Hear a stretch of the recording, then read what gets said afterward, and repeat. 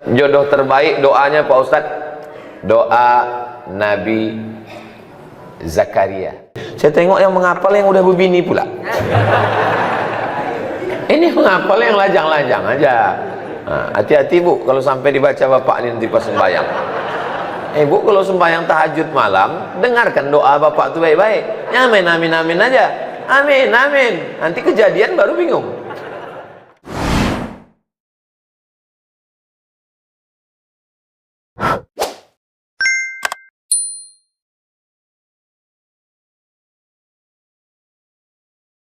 Apakah godaan cobaan sebelum menikah maupun sesudah menikah?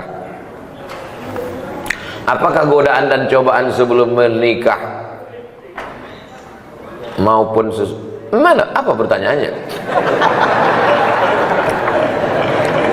Apakah godaan dan cobaan sebelum menikah? Sebelum menikah menengok anak gadis orang. Kalau udah menikah menengok bini orang. Banyak orang-orang yang berselingkuh, waktu ditanya, kenapa kau berselingkuh? Apa jawaban dia? Lebih berselera menengok bini orang daripada bini sendiri. Ini penyakit ini. Ini penyakit psikologis. Itulah kenapa perempuan disuruh menutup wajahnya. Jangan ejek perempuan bercadar. Kenapa? Karena bercadar itu sunnah. Tapi yang tak bercadar pun tidak apa-apa, bukan berarti dosa haram. Karena kalau bercadar wajib berarti tak bercadar haram. Bercadar yang mau bercadar silakan, yang tak mau bercadar ya tak apa-apa. Tapi jangan bersolek berlebih-lebihan di muka laki orang. Ini banyak orang bersolek ini kan untuk laki orang, untuk laki dia macam hantu. Apakah godaan setelah menikah? Kalau engkau jumpa perempuan di tepi jalan, engkau tertarik melihat dia, pulanglah ke rumah, pesan Sayyidina Ali. Kalau kau nampak perempuan di tepi jalan, tertarik melihat dia, pulanglah ke rumah. Karena apa yang ada pada perempuan itu ada juga di rumah. Baiti jannati, surgaku, rumahku adalah surgaku. Bidadari surga yang dikirim Allah Subhanahu wa taala. Faman lam yastati' man istata'a minkumul ba'ata falyatazawwaj. Siapa di antara kalian yang sudah sanggup menikah, menikahlah.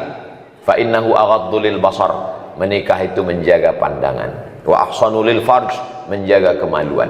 Faman lam yastati', kalau tak sanggup menikah, fa alaihi bisawm, banyak puasa sunat. Fa innahu lahu wija, karena itu obat. Karena kalau makan, apalagi Pulau Kundur makanannya enak, makan sotong, makan cumi, makan kepiting, makan udang, libido seksual naik. Tapi kalau dia puasa sunat, tak ada berbini, banyak puasa sunat. Cantik pun perempuan itu tak nampak. Bro, atau cewek cantik tak nampak, udah aku udah mau mati sudah. Jadi maka suruh puasa. Ibu-ibu, bapak-bapak, anak yang sudah akil balik, kewajiban kita sebagai orang tua ini 3. Pertama, ayyusammihi biismi khairin, kasih nama yang bagus-bagus. Yang kedua, ayyu'allamahul kitaba idza aqala, ajarkan baca kitab, masukkan sekolah. Yang ketiga, ayyuzawwijahu, nikahkan dengan orang baik-baik. Kau udah sekolah nak, kau mau kunikahkan, ada nampak perempuan yang baik, kalau ada kami pinangkan, kalau tak ada udah kami siapkan. Nikahkan dengan perempuan baik-baik, jaga kehormatannya. Yang perempuan pun juga nikahkan dengan laki-laki yang baik-baik. Mudah-mudahan anak bapak ibu dapat jodoh yang soleh solihah. Bagaimana cara kita menghadapi melaluinya Pak Ustadz? Tak usah banyak-banyak teori, berbini. Saya tak berteori begitu begini, tak usah berbini. Yang mana jodoh saya Pak Ustadz? Tak usah banyak-banyak berteori. Mau kau, dia mau, jadikan. Terus banyak berteori. Kalau jodoh kita, nanti waktu kita tengok bergetar kita. Bergetar pun kalau dia tak mau. Saya dulu kan lewat masa muda juga macam kalian, bukan langsung tua. Saya tanyalah tetangga dekat rumah, Pak, apa tandanya kalau dia jodoh kita? Kalau kita tengok bergetar katanya. Saya asal menengok perempuan bergetar. Tak usah banyak teori. Mau kau sama dia. Dah. Tak mau dia. Bunga bukan setangkai, kumbang bukan seekor, patah tumbuh hilang berganti, hilang satu tumbuh seribu. Ini anak-anak muda nih, begitu mau minang orang, kaulah satu-satunya, tak ada yang lain. Kalau kau tak mau nanti abang mati. La ilaha illallah. Wih, apa pula begitu? Macam tak ada aja perempuan di dunia ini. Banyak laki-laki ini mentalnya mental kerupuk. Begitu banyak perempuan. Pinang. Tapi jangan kalian meminang petantang petenteng. Bawa Ustadz Haruna Hasim, bawa Pak Bupati, bawa Pak Sekda, bawa. Mereka juru bicaranya minangkan. Tanya, telusuri, ayah dia siapa? Ayah dia kerja di kantor Bupati. Apa Bupati? Bupati ngomong, kami membawakan ini anak tahfiz Quran mau minang. Pasti diterima. Mana mungkin orang itu berani nolak? Awas kalau kau nolak nonjok gue. Jangan kalian petantang-petenteng minang. Belum tuh. Saya pun tidak saya minang. Kiai, saya minta tolong Kiai. Pak Kiai tolong pinangkan. Saya diam aja. Pak Kiai itu bercakap. Soman ngomong untuk Kiai. Enggak, saya diam aja. Jangan petantang-petenteng. Jangan saya kalian bawa. Saya diterima nanti. Pak Ustadz, jodohnya supaya dapat jodoh terbaik, doanya Pak Ustadz, doa Nabi Zakaria, Rabbi la tazarni fardan wa anta khairul warisin. Rabbi, ya Tuhanku, la tazarni fardan, jangan biarkan aku sendirian, wa anta khairul warisin, engkau sebaik-baik pemberi waris. Rabbi la tazarni fardan wa anta khairul warisin. Saya tengok yang menghafal yang udah berbini pula. Ini menghafal yang lajang-lajang aja. Hati-hati Bu, kalau sampai dibaca bapak ini nanti pas sembahyang. Bu, kalau sembahyang tahajud malam, dengarkan doa bapak itu baik-baik. Amin, amin, amin aja. Amin, amin. Nanti kejadian baru bingung. Rabbi la tazarni fardan wa anta khairul warisin. Amin gitu.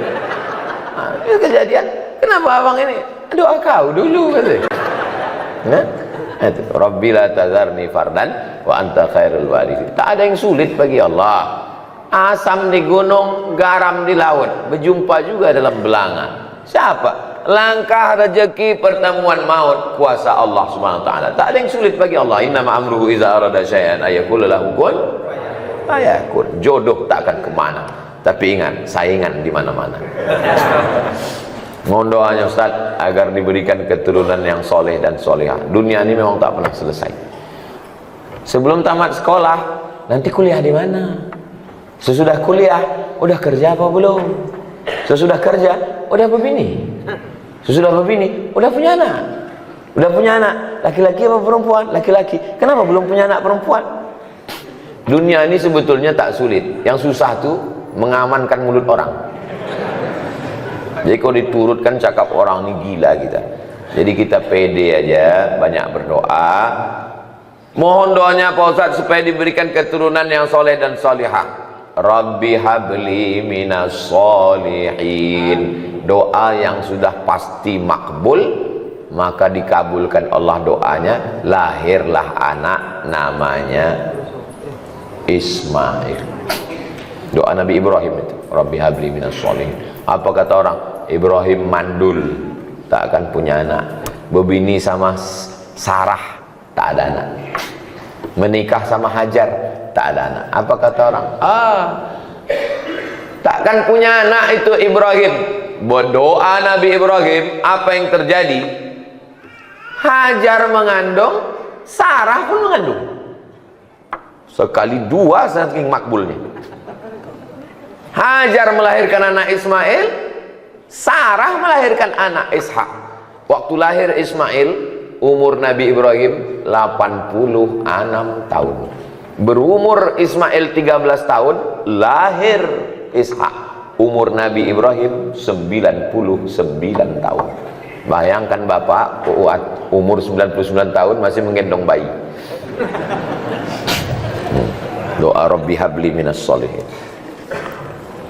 Sebenarnya mana kita belajar adab. Tak jarang di luar sana banyak manusia sudah menempuh pendidikan tinggi tapi minim adab. Tak jarang juga para guru ngaji yang kadang tak pandai menjaga perasaan orang lain dalam ini menyindir saya nih.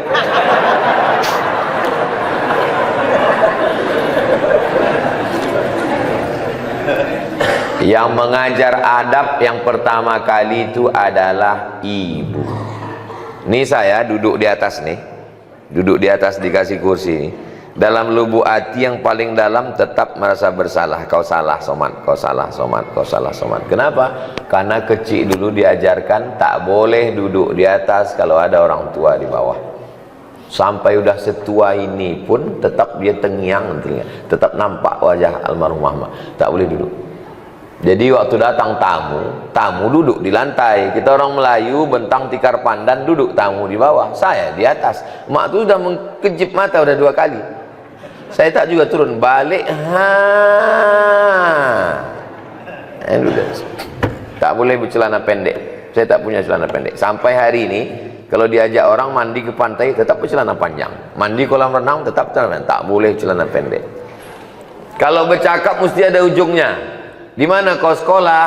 Di pesantren tu, di pesantren pakcik, di pesantren mak, di pesantren wak. Anak sekarang tak ada ujung. Kelas berapa kau? Kelas 3. Sekolah di mana? SD. Tak ada ujung. Kita dulu ujungnya mesti ada. Kalau jumpa cium tangan, minta doa, minta embus kepala. Diajarkan adab tata krama sopan santun.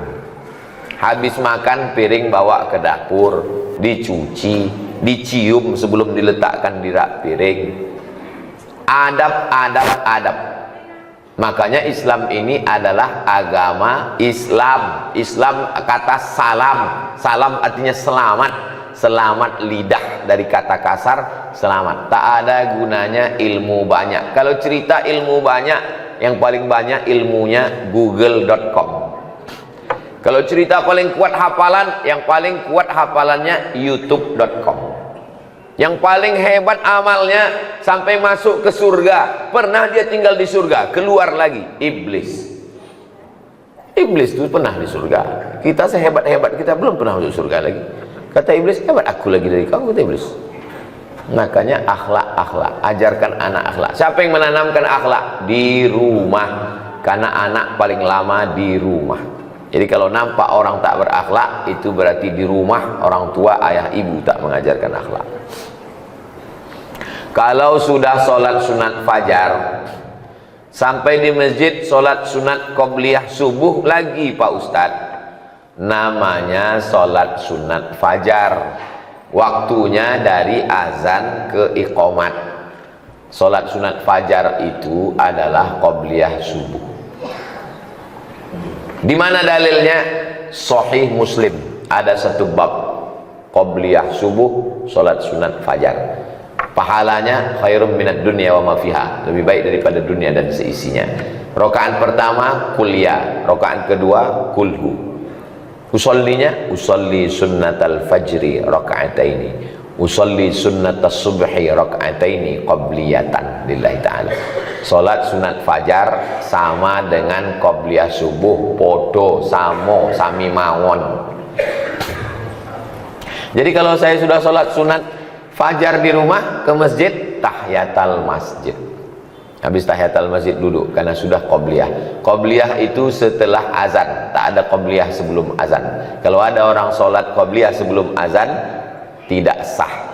Maka setelah azan baru qobliyah, karena qobliyah setelah masuk waktu sholat. Qobliyah subuh, qobliyah zuhur, qobliyah jumat, qobliyah maghrib, qobliyah isya, semuanya setelah azan. Apa beda sholat sunat fajar dengan sholat qobliyah subuh? Sama. Assalamualaikum Pak Ustaz. Waalaikumsalam. Bagaimana hukumnya orang datang ke masjid, sedangkan ada sebagian mengatakan tak boleh, sedangkan kita mau belajar? Mungkin maksud dia bagaimana hukumnya perempuan datang ke masjid. Mungkin itu maksudnya. Perempuan datang ke masjid, perempuan lebih baik sholat dalam pekarangan, lebih baik sholat dalam rumah, lebih baik sholat dalam kamar, lebih baik sholat dalam tempat yang sempit. Ini hadis satu. Hadis yang kedua, la tamna'u ima Allah masajidallah. Jangan larang hamba Allah datang ke masjid. Hadisnya bertolak belakang. Yang satu mengatakan lebih bagus di rumah, yang satu mengatakan jangan larang ke masjid. Datang Imam Nawawi membahas dua hadis yang ikhtilaf ini. Kesimpulannya, kalau keadaan aman, di dalam masjid ada pengajian, tidak menimbulkan fitnah, boleh perempuan ke masjid. Pulau Kundur ini aman atau tak aman? Aman. Ibu tadi kemari ada dicegat tentara Israel? Tak ada. Ada datang Godzilla menangkap dari laut? Tak ada. Aman. Tidak menimbulkan fitnah. Sudah tahu masjid itu sunyi, imamnya cuma sendiri imam. Datang perempuan, tak boleh menimbulkan fitnah. Nah, tapi kalau aman, laki-laki banyak, maka perempuan boleh ke masjid. Apakah istri Nabi ke masjid? Ya. Mana dalilnya? I'takafa Rasulullah sallallahu alaihi wasallam fil ashril awakhir min Ramadan, thumma i'takafa azwajuhu min ba'di. Nabi i'tikaf 10 hari di bulan Ramadan, setelah Nabi meninggal istrinya i'tikaf. Apa pelajaran dari situ? I'tikaf 10 hari 10 malam aja boleh, apalagi yang 10 menit. Yang 10 hari 10 malam aja boleh, apalagi yang 10 menit. Tetap dengan syarat dan ketentuan berlaku. Jangan sampai ke masjid pakai Honda, pakai sepeda motor, pakai celana legging sempit. Banyak atu-atu masuk parit menengok itu. Jangan ke masjid pakai minyak wangi terlampau harum. Masuk dia dari pintu, baunya sampai ke imam. Hilang ayat imam itu satu halaman. Saya merasa banyak kesalahan terhadap suami. Bagus. Saya sudah sering minta maaf. Suami sudah maafkan. Tapi saya tetap saja merasa bersalah. Di sini saya tanyakan, apakah yang saya lakukan supaya perasaan saya tenang? Merasa bersalah padahal tak salah, itu kerja setan. Merasa berdosa padahal tak dosa, kerja setan. Merasa beramal padahal belum beramal, itu juga kerja setan. Saya sudah membocorkan SOS, standar operasional setan. Kalau menurut Allah benar, menurut Rasulullah benar, menurut ulama benar, jangan merasa bersalah. Aku sudah minta maaf, aku sudah amanah menjaga keluarga, menjaga anak-anak. Tanya suami, kau sudah memaafkan saya bang? Aku sudah memaafkan dek, karena aku terpaksa. Maka ibu tidak salah. Ibu sama dengan suami. Al-mu'minun suami, wal mu'minat istri, ba'duhum awliya'u ba'd. Mereka saling tolong menolong menjaga keluarga. Ya'muruna bil ma'ruf, mengajak anak keluarga berbuat baik. Wa yanhauna 'anil munkar, melarang buat munkar. Kau jangan selingkuh bang, kau jangan dilarikan pelakor, kau jangan buat macam-macam. Ini ku siapkan kain kalau mau pergi, ini baju koko, ini tasbih banyak berzikir, ini sholat jangan sampai tinggal. Kalau bapak dapat istri begitu, disiapkannya kain, baju koko, diingatkannya sembahyang tinggal di mana, pulang jam berapa, jalan sama siapa, sesungguhnya bapak sudah dikirimkan bidadari surga sebelum bapak mati. Kalau dapat istri model begini, jangan dikubur sebelum meninggal. Kalau kita mengkodok sholat, mana yang didulukan, kodok dulu apa sholat sunat rawatib dulu? Habis sholat maghrib, habis sholat zuhur nanti, usolli fardhu zuhri arba'a raka'atin qada'an. Qada' hukumnya wajib, rawatib hukumnya sunnat, zakat hukumnya wajib, sedekah hukumnya sunnat. Ketemu yang wajib dengan yang sunat, mana didudukan? Dulukan yang wajib. Tapi kalau saya qada terus Pak Ustadz, saya tidak ba'diyah lah. Apa pula halangannya qada? Bukan berat qada itu. Kita hitung satu rakaat itu berapa menit. Tunggu ya, paskan dulu detiknya. Allahu akbar, Allahu akbar kabira walhamdulillahi katsiran wa subhanallahi bukratan wa asila wajjahtu wajhiya alladhi fatara as-samawati wal arda hanifan musliman wa ma ana minal musyrikin inna salati wa nusuki wa mahyaya wa mamati lillahi rabbil alamin la syarika lahu wa bidzalika umirtu wa ana minal muslimin. Bismillahirrahmanirrahim. Alhamdulillahi rabbil alamin arrahmanir rahim maliki yaumiddin iyyaka na'budu wa iyyaka nasta'in ihdinas siratal mustaqim siratal ladzina an'amta 'alaihim ghairil maghdubi 'alaihim waladdallin amin. Bismillahirrahmanirrahim. Qul huwallahu ahadun illahus samad lam yalid walam yulad walam yakul lahu kufuwan ahad. Allahu akbar subhana rabbiyal azim wa bihamdi subhana rabbiyal azim wa bihamdi subhana rabbiyal azim wa bihamdi sami Allahu liman hamidah rabbana lakal hamdu mil'us samawati mil'ul ardi mil'u ma syi'ta min syai'in ba'du. Allahu akbar subhana rabbiyal a'la wa bihamdi subhana rabbiyal a'la wa bihamdi subhana rabbiyal a'la wa bihamdi.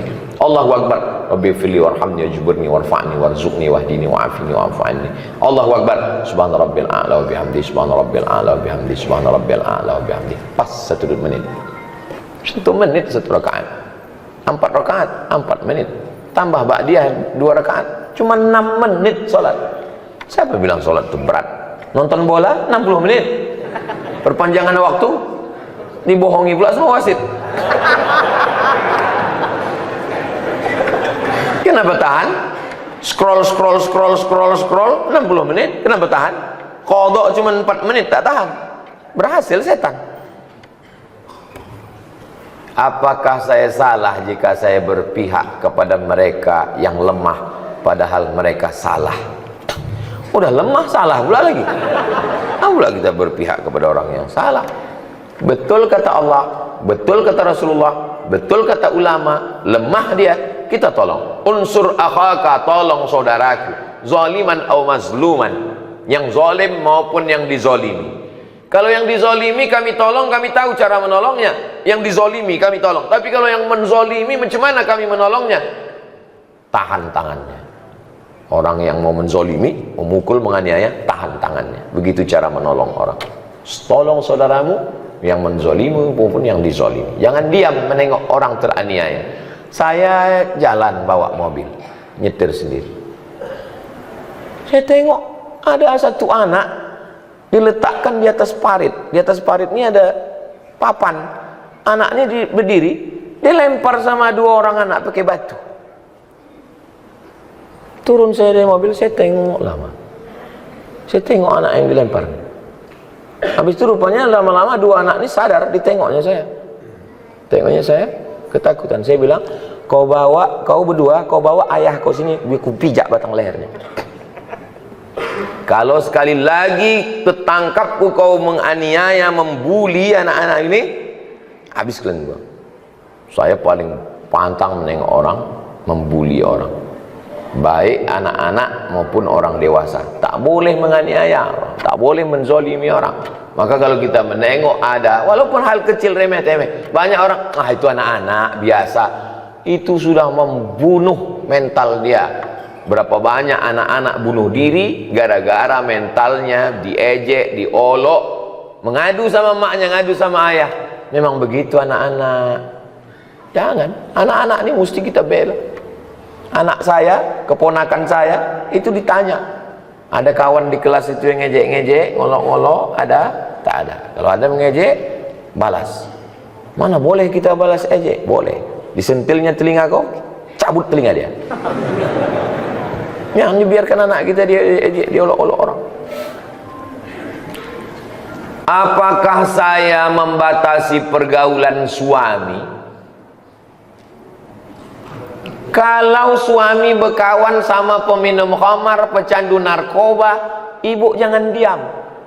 Jadi bagaimana kami bersikap kalau suami saya nih Pak Ustadz sering berkawan, mabuk-mabuk, sakau-sakau, pecandu narkoba? Sebentar ya.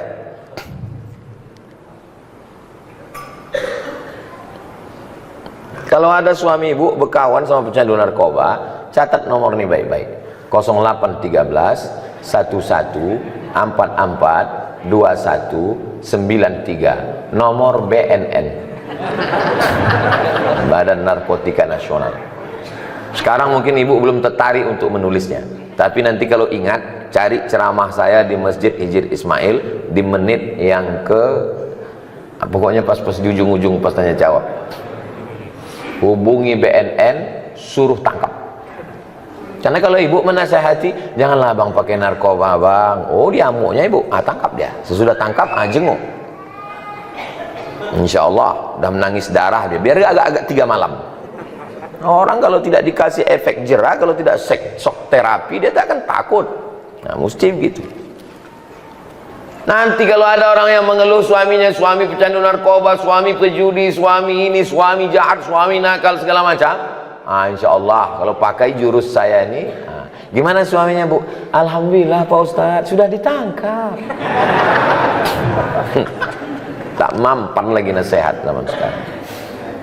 Bagaimana dengan perempuan yang tidak berjamaah subuhnya tapi mau melaksanakan sholat sunat isyraq di rumah? Di rumah itu usahakan ada namanya musolla al-bait. Musolla al-bait dalilnya Nabi datang bertamu ke rumah sahabat. Setelah makan Nabi bertanya, aina turidu an usolli? Di mana kamu mau saya sholat di rumahmu? Kata sahabat, sholat di sini ya Rasulullah. Nabi pun sholat. Tempat sujud Nabi di rumah itu dijadikan musolla al-bait. Itulah dalil sunnah membuat satu sudut rumah musolla. Tapi rumah kami tak besar Pak Ustadz, bukan rumah orang kaya, tak ada musolla khusus. Tak perlu. Buat aja satu sudut yang biasa sholat di situ, sholat duha di situ, tahajud di situ, letakkan sajadah di situ. Maka menurut mazhab Hanafi, musolla al-bait perempuan boleh iktikaf di situ. Laki-laki tak boleh. Laki-laki mesti di masjid. Perempuan yang berat, ada anak kecil, kesulitan, kesusahan, dia boleh iktikaf di situ dan dia boleh sholat sunat isyraq. Ya bagi yang berat, karena sholat sunat isyraq mesti di masjid. Oke, dia sholat di situ, habis itu dia berzikir baca Quran sampai masuk waktu jam 6.11, habis itu baru dia selanjutnya ada aktivitas-aktivitas. Hilang pula pertanyaan yang tadi, yang kertas itu dia. Saat ini saya sedang dilema, sudah lama menantikan momen pencerahan dari Ustadz. Saya merupakan salah satu anggota dari orang Islam. Suatu ketika terdengar kabar tak sedap bahwa atasan kami melakukan sebuah tindakan kemungkaran, memakai uang umat untuk hal pribadi, tapi adanya musyawarah. Sampai suatu hari kami beberapa anggota yang dapat dipercaya melakukan interogasi.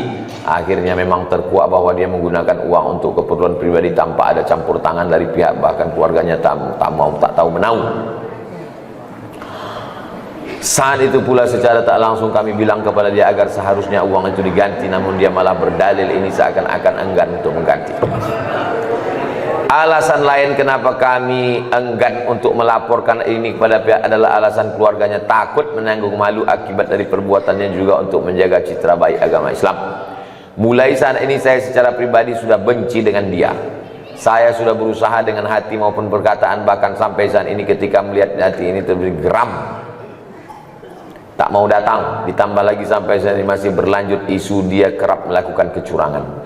Seperti yang Ustadz sampaikan, kita begitu membara berapi-api kita yang mencegah kelakuan bejat Zionis Israel berada di Palestina. Tapi ketika melihat kemungkaran di depan mata kita diam. Laporkan ke polisi. Kalau mau ganti, kalau takut melaporkan Fir'aun ini ke polisi, ganti duit yang hilang itu, karena itu duit umat. Duit masjid, duit ormas, itu duit umat. Pertanggungjawabannya kepada umat. Kalau tak mau melaporkan dia karena menjaga nama baik, ganti duit itu. Tapi kalau tak sanggup mengganti, lapor ke polisi. Akan disita barang dia untuk mengganti duit itu. Ustadz, sekretaris kita memakai duit. Melaporlah wakil saya ke saya. Dekat rumah mak saya ketua, ini wakil saya, sekretaris memakai. Berapa dipakainya? 45 juta. Saya bilang lapor ke polisi, penjarakan dia. Malulah kita Pak Ustadz, begitu begini nanti kami ini. Pergi saya ke kamar, saya ambil duit. Ini 45, masukkan ke kas, mengganti si hantu belau setan laknatullah alaihi. Keluarkan dia dari pengurus, jangan masukkan lagi. Kalau mau ganti pakai duit pribadi. Kalau tidak, laporkan ke polisi. Jangan diam. Kalau takut melaporkannya, laporkan ke saya. Nanti datang jumpai saya, biar saya melaporkan ke Pak Kapolres, lengkap dengan KTP semuanya. Biar saya melaporkan ke Pak Kapolres. Biarlah saya terlambat pulang nanti agak 1 jam. Yang didiamkan. Kenapa didiamkan? As-sakitu anil haq, diam melihat kemungkaran, setan akhras, setan bisu. Di dalam Islam ini ada namanya akhlak, tapi juga ada namanya hukum. Pencuri, as-sariqu was-sariqatu faqta'u aydiyahuma, potong tangannya. Pezina, az-zaniyatu faz-zani fajlidu kulla wahidin minhuma mi'ata jaldah, cambuk 100 kali kalau belum berbini. Kalau sudah berbini, farjumuhumal battah, lempar batu sampai mati. Islam ini bukan cuma akhlak, Islam ini ada hukum. Untung syariat Islam tak dilaksanakan. Kalau dilaksanakan syariat Islam tak betangan, kau bilang. Masih syukur aku masih mau pakai hukum polisi, kau cuma di penjara. Apa pula malu kepada agama Islam? Ini buktinya dia terus melakukan kecurangan. Ini kertas-kertas ini saya simpan, saya bawa balik. Karena kalau tak saya bawa balik, tinggal di sini tanya, tulisan siapa tadi itu? Mudah-mudahan Allah menjaga kita semua insyaallah. Ala hadhihi niyyah al-Fatihah. A'udzubillahi minasyaitonir rajim. Bismillahirrahmanirrahim. Alhamdulillah rabbil alamin arrahmanir rahim maliki yaumiddin. Iyyaka na'budu wa iyyaka nasta'in. Ihdinas shiratal mustaqim. Shiratal ladzina an'amta 'alaihim ghairil maghdubi 'alaihim waladdallin. Amin. Allahumma shalli ala sayyidina Muhammad wa ala ali sayyidina Muhammad.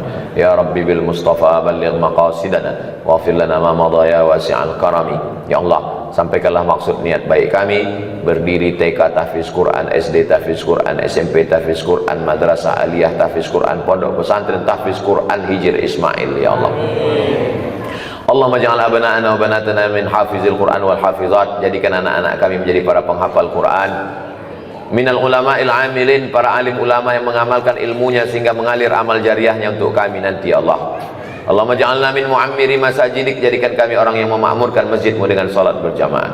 Allahumma ja'al hadzal balada baladan amina, jadikan Pulau Kundur negeri yang aman dan damai. Baldatun thayyibatun wa rabbun ghafur. Rabbana fil lana dzunubana, ampunkan dosa kami, wali abaina, ayah kami, wali ummahatina, ibu kami, wali azwajina, pasangan hidup kami, wali man hadarana, semua yang hadir di majelis ini, wali man syarakana, saudara-saudara kami yang mengikuti melalui streaming kajian. Berikan kami semuanya kebaikan dunia akhirat. Allah marzuqna rizqan halalan thayyiban mubarakan fih. Berikan kami rezeki supaya kami dapat berinfak, beramal, bersedekah. Jadikan anak-anak kami anak-anak yang baik, yang menolong agamamu nanti, mujahid fi sabilillah. Rabbana atina fid dunya hasanah wa fil akhirati hasanah wa qina adzabannar. Wa sallallahu ala sayyidina Muhammad wa ala alihi wasallam. Walhamdulillahi rabbil alamin. Taqabbalallahu minkum inna wa minkum taqabbal ya karim. Usolli sunnatul isyraq raka'ataini lillahi ta'ala. Salat sunat isyraq